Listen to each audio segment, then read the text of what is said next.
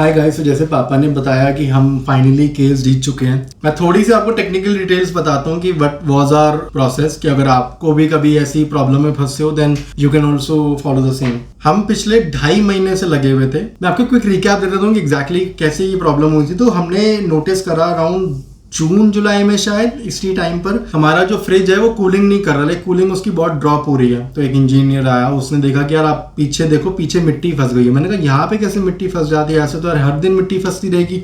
उसने क्लीन करा, उससे नहीं हुआ। फिर एक और इंजीनियर आया, उसने क्लीन करा, तो उससे एक दिन फ्रिज ठीक चला, दूसरे दिन फिर खराब हो गया। तो फिर उसने दोबारा एक सीनियर को भेजा, तो उसने पूरा फ्रिज को खोला। मतलब तीसरी चौथी विजिट के बाद उनको समझ में आया डीफ्रॉस्टिंग पूरी फ्रिज में हुई थी। तो उन्होंने उसको मेल्ट करा, सेंसर चेंज करा उस फ्रिज के अंदर, फिर दोबारा क्लीनिंग करी पीछे से, और फिर फ्रिज 2 दिन चला। उसके बाद फिर वो फ्रिज खराब हो गया। जो पहली बारी फ्रिज खराब हुआ था ना, उस टाइम पे अगर वो फ्रिज ठीक हो जाता then we would have let it go कि नहीं यार ठीक है, एक आधी बार चलता है। But 1 bar 2 bar 3 bar 4 5 6 continuously fridge खराब होता गया और उसके बाद हमें समझ आ चुका था कि यार ये लंबी रेस का घोड़ा नहीं है। 6 महीने में अगर फ्रिज हमारा खराब हो रहा है तो हम कैसे एक्सपेक्ट कर सकते हैं कि जब 5 साल का ड्यूरेशन खत्म होगा तब फ्रिज एकदम ठीक काम करेगा। बिकॉज हमने वारंटी एक्सटेंड करवा ली थी, तो 1 साल तो सैमसंग देती है प्लस 4 इयर्स की हमने एक्स्ट्रा करवा ली थी just to be on the safer side. And we were sure कि यार 5 साल के बाद ये फ्रिज डब्बा या कुछ नहीं करना, काम करने वाला। पहला उसने डिफ्रॉस्टिंग सेंसर चेंज करा, तब भी हम लड़े हुए थे कि नहीं यार फ्रिज चेंज करना चाहिए, ऐसे प्रॉब्लम बार बार आ रही है कंटिन्यूसली। और ये चौथी बारी इंजीनियर आ चुका था। उसके बाद 2 दिन फ्रिज चला, उसके बाद फिर वही प्रॉब्लम आ गई कि फ्रिज में गैस ही खत्म। और इस टाइम पर पूरा का पूरा फ्रिज डेड अलमीरा था। कॉन्वर्सेशंस हुई, फिर समझ में आ गया इसकी तो गैस ही लीक आउट हो गई है, मतलब गैस ब्लॉक्ड हो गई है। तो उसकी वजह से उन्होंने दोबारा गैस डाली, फिल्टर चेंज करा, एंड सारी जो वेल्डिंग मैंने आपको वीडियो दिखाई थी वो हुआ। मतलब उसके बाद मैं कहूंगा कि हफ्ता तक कूलिंग चली थी।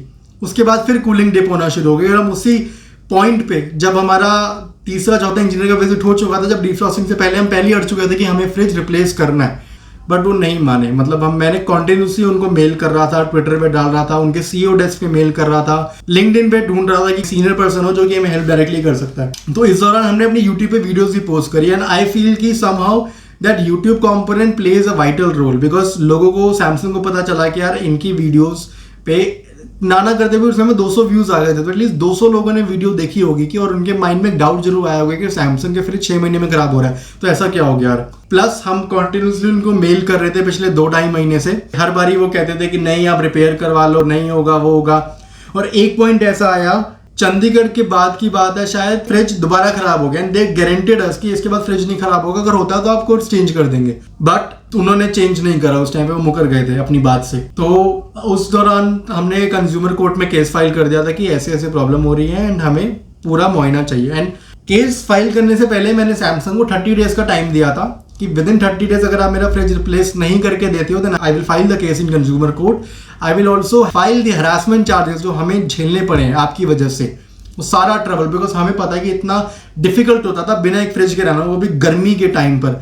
सारी सब्जियां खराब हो रही हैं, आटे दालें, मतलब हर चीज खराब हो रही थी हमारी, और हमारे इतने पैसे लग रहे थे इन चीजों में। घर के खर्चे दिखते छोटे हैं, बट अगर आप मल्टीपल फोल्ड्स में कर दो ना, और कॉन्टिन्यूसली वो 1 महीने तक प्रॉब्लम आ रही थी, तो वो बहुत ज्यादा फिगर आती है। तो हमने सैमसंग को ये दिया था, बट सैमसंग ने फिर अपनी एक तरीके से एक झूठ बोला कंज्यूमर कोर्ट केस में जाके कि कस्टमर आउट ऑफ स्टेशन है और इसलिए वो मना कर रहा है कि उनको फ्रिज नहीं ठीक करवाना, तो हम कंप्लेन क्लोज कर रहे हैं। That was the key point. और यहाँ पे सैमसंग से गलती हो गई। हमने डेफिनेटली फिर आगे मेल पे रिवर्ट करा उनको कि यार ये स्क्रीनशॉट के साथ कि ये कहाँ करा है। एंड मैंने कंज्यूमर कोर्ट में अलग से उनको बताया कि यार ऐसा कुछ भी नहीं हुआ, they are lying. And that mail I think उसके बाद जस्टिस आना शुरू हुई, बिकॉज उसमें मैंने क्लियरली मेंशन कर दिया था कि अगर ये केस आप नहीं रिजॉल्व करते हो, now we wanted a full refund, हमें रिप्लेसमेंट नहीं चाहिए because court already consumer court में जा चुका है, हमें पूरा रिफंड चाहिए अपने पैसे का।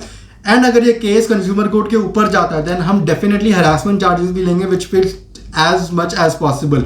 बट उस पॉइंट पे कॉन्वर्सेशंस फ्लोट होना शुरू हो गई कि कैसे वो हमें रिफंड देंगे।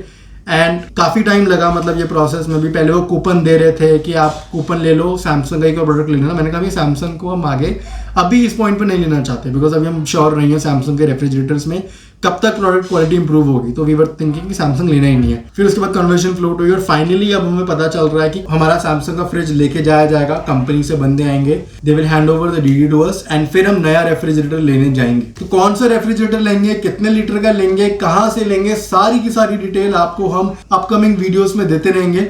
सो यार यही था सैमसंग की कहानी जो हमें बतानी थी, बट एट द एंड मैं यही कहना चाहता हूँ कि पॉसिबल नहीं होता आपके सपोर्ट के बिना। लाइक आप हमारी वीडियोस को देख रहे हो ना, चैनल को आपने सब्सक्राइब करा हुआ है और लाइक कर रहे हो video, that is more than enough for us यार, क्योंकि आपने ही वीडियो देखी, आपने ही एक प्रेशर क्रिएट करा है। हमारा may be ecosystem the Bhadra निवास का बहुत छोटा है, बट उस छोटे ने इतना बड़ा इम्पैक्ट क्रिएट कर दिया कि सैमसंग एग्री कर गया पैसे रिफंड करने के लिए। ऑल्दो अगर नहीं करता तो वी हैव ऑल्टरनेटिव मेजर जिससे हम कर सकते थे, बट थैंकफुली वो हो गया। जितना टाइम हमने 2-2.5 महीने बिना फ्रिज के एक तरीके से निकाले हैं, मतलब फ्रिज वॉज एज इफ कि वो है ही नहीं, एग्जिस्ट ही नहीं करता, वो खत्म हुई हमारी स्ट्रगल। तो बस यार एक स्ट्रगल ये आपके साथ एक छोटा सा शेयर करना था। पापा ने ऑलरेडी आपको मेन स्टोरी शेयर कर दी थी, बट मेरे को आपके साथ टेक्निकलिटीज शेयर करनी थी, क्या क्या स्टेप्स हमने चूज करे जो मे बी हमने यूट्यूब पे कभी पोस्ट ही नहीं करे कि बिहाइंड द सीन्स क्या क्या चीज़ें चल रही हैं। तो एक वीडियो यही थी।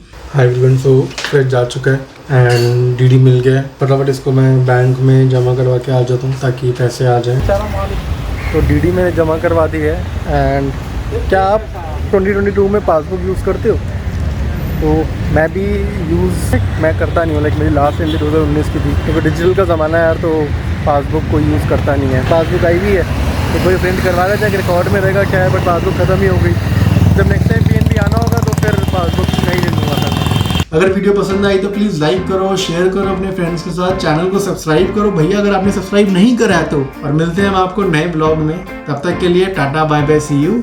ध्यान रखिए अपना, हेल्थ का ध्यान रखिए, बिकॉज जान है तो जहान है। मम्मी पापा रिस्पेक्ट जरूर करिए। Tata bye.